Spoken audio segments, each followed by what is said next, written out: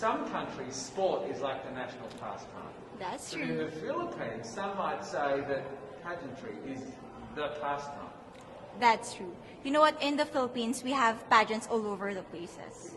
Yes, we have pageants in the barangay, in school, national, local. That's why we really love Miss Universe. It's like it's giving pride and putting the Philippines back on the pedestal. That's why there's an added pressure as a candidate coming from a pageant-loving country. But it's a good pressure. I always look up to our former Miss Universe Philippines. They really did well in the competition. And now this is my time to show who I am, to offer what Rabiya can show to the rest of the universe. So I'm very happy, and at the same time, I'm excited to make all my kababayans proud, and hopefully I do. Why do you think it is that the Philippines love pageants? They have appreciation for beauty. We do love pageant because we used to think that we wanted to be included in the world, I have to be honest, in the Philippines, my skin color used to be not the standard of beauty. I was obsessed whitening my skin because these are the kinds of beauty queen we see on the mainstream. But things were different now. That's why I'm very proud to be a morena. In the Philippines, we call it morena. It's brown skin girl. And to be able to represent, my color, my identity as a true Filipina. Tell me about your journey to being crowned Miss Philippines. That, in a world that, in a country, I should say, that loves pageants. That must have been a very intense process. Tell me about, your journey to being Miss Philippines. Well, my journey was crazy. You know what? I started to be a dark horse. Nobody noticed me. Nobody knows I was in the competition up until the preliminary and the coronation night. And when I won, I received different comments. Of course, there were people who didn't expect me to do well, who think that I cheated. That's why I need to redeem myself in Miss Universe. I really need to do well in this competition. And the thing is, I love pressure. I love criticism. I get better every day with that. You tell me I cannot do that, I turn to you and I'm going to say that, no, I can do it for myself. Good for you.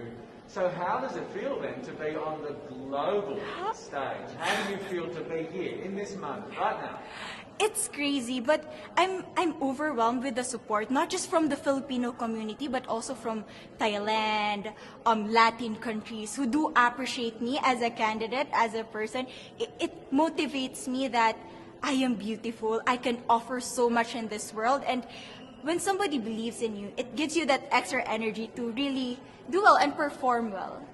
Do you have a sense with the girls, all of the girls competing, you're competing, but is there a sense of camaraderie with all of the girls? Is there a real spirit to, sort of motivate each other to do better?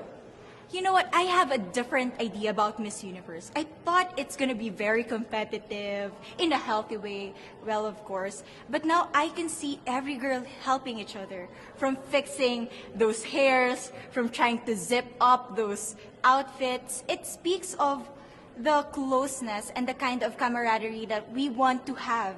The goal of Miss Universe is not just to crown one girl, but also to build a genuine and long-lasting friendships among us. Would you say within the Miss Universe world, the contestants, is there a sisterhood?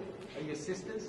There is sisterhood. I can say I was able to talk to different representatives from different backgrounds, different cultures. And despite our differences, there's so much to be highlighted in what binds us together.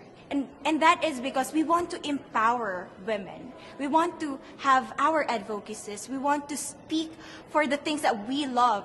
And that's a celebration of women and the beauty that we have. So coming out of this week, obviously you would love to be crowned Miss Universe. Of course. And that would be wonderful, of course, for any of you. But what else will you take out of this week? What do you think you'll feel at the end of this week, regardless of the result? How will you be a different person? It's the growth and the development that I was able to have during preparing for this journey. I will be honest, there was a moment that I lost my identity. because I was put under pressure. I was in that position in which I feel like I'm not good enough. I'm not a good representative of my country, but I was able to bounce back stronger. And if I was able to do that for Miss Universe, I will be able to do that in life. That is my greatest takeaway from Miss Universe. Okay, so the Philippines have a huge amount of fans. Yes. I want you to give us a little bit of a message to the fans here and at home. But send a message. What would you say to all the fans in the Philippines? To all my fans from the Philippines and from all over the world, maraming salamat po. Thank you so much for loving me and for believing in me. It means a lot to somebody who is so naive in this industry, who has no idea how to become a beauty queen on the first day of my journey. But because of your love and support, I was able to be the woman that I am today. And regardless of the result, I may or I may not win the crown, but one thing is for sure, I'm gonna make you all proud.